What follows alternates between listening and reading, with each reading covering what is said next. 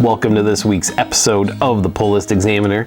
This is my weekly video where I take a look at my top 3 picks that I am planning on picking up for New Comic Book Day. And New Comic Book Day this week is going to be March 22nd, 2023. I've got a lot of green going on in the background today because it was St. Patrick's Day last week, and I thought it'd be fun to just throw some green in, and we even have some green in the top 3, so let's take a look at that. Nice segue. And starting off this week with number 3, we've got Swamp Thing, Green Hell, issue number 3. This is the series that we waited a year for, and the wait was worth it. Doug Mahnke on the artwork and Jeff Lemire on the writing, and we have issues 1 and 2 already out. You could probably even grab a second printing for issue number 1 that they released recently.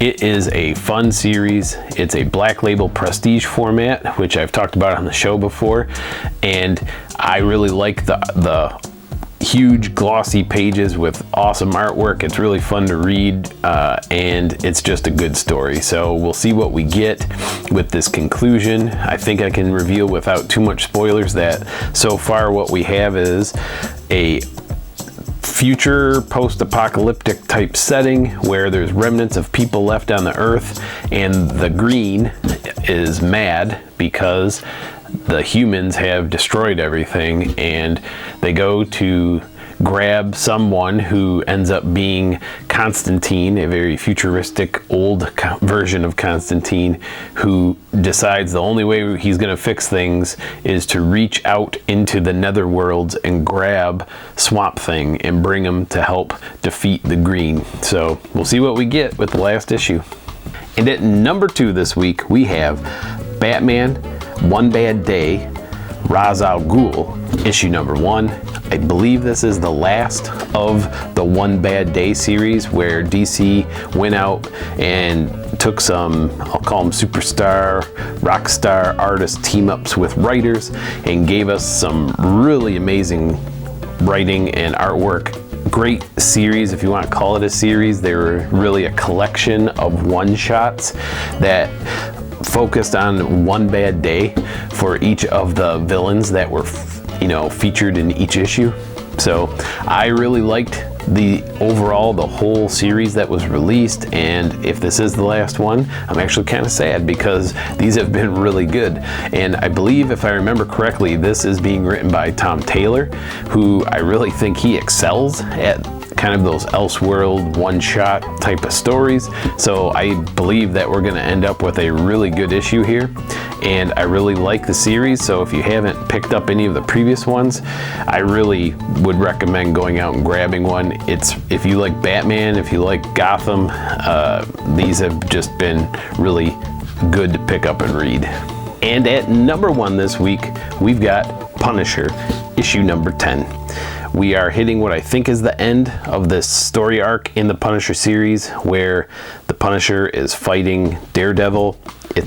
There's overlap between the 2 series, definitely. If you go check out the Daredevil series written by Zdarsky and this series written by Aaron, you'll see that there's definitely been some connections, but it hasn't been like a true crossover event, I don't think. They kind of still are taking their own paths, and I really think that this has been one of the best Punisher series I've read. I don't know how it would stack up against some of the series I haven't read, so maybe I need to go read some old Punisher series for some comparison.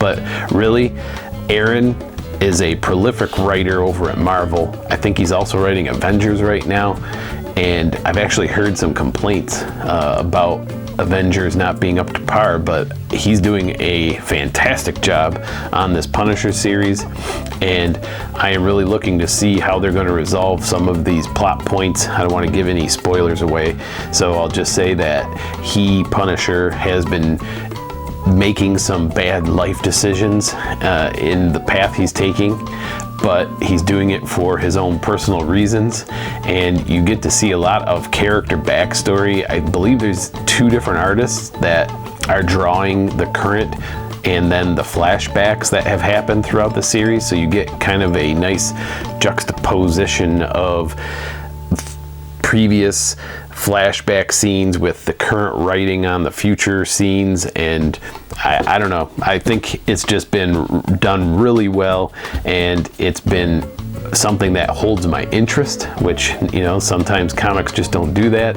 And I love the artwork that's been tied in, and if you're not reading Punisher, I really think it's worth reading. I think they'll probably have this first arc in trade soon, so check it out. Really, Punisher issue number 10 this week is a #1 pick for me. Thanks for watching, and I just want to, instead of having an extra segment tacked on to my show today, I thought I'd mention a couple unique things on my pull list this week. Number one, last week's pull list had Captain America Sentinel of Liberty, which is one of 2 of the main Captain America series that Marvel's putting out right now, and it is really on the fence of whether or not I'm going to stay with it, because it sounds like it's going to start merging, or at least doing some kind of crossover with the other Captain America series. But I thought these first 10 or 11 issues that comprised the first arc were done well, so it was a fun read, but I don't know if I'm going to keep buying it. And then number 2, I'm not a Doctor Strange fan, but this week we get a Doctor Strange issue number 1 with a awesome Alex Ross cover, and it's not on my pull list to come into my pull box at the shop, so I'm hoping I can snag one off the shelf this week. So I'm wondering if I need a new segment called something like Add at the Last Second, or maybe Call an Audible. Not sure. We'll have to come up with something in the future. But anyways, thanks for watching, and remember to read them, bag them, and board them, and we'll see you next time on the Pull List Examiner Show.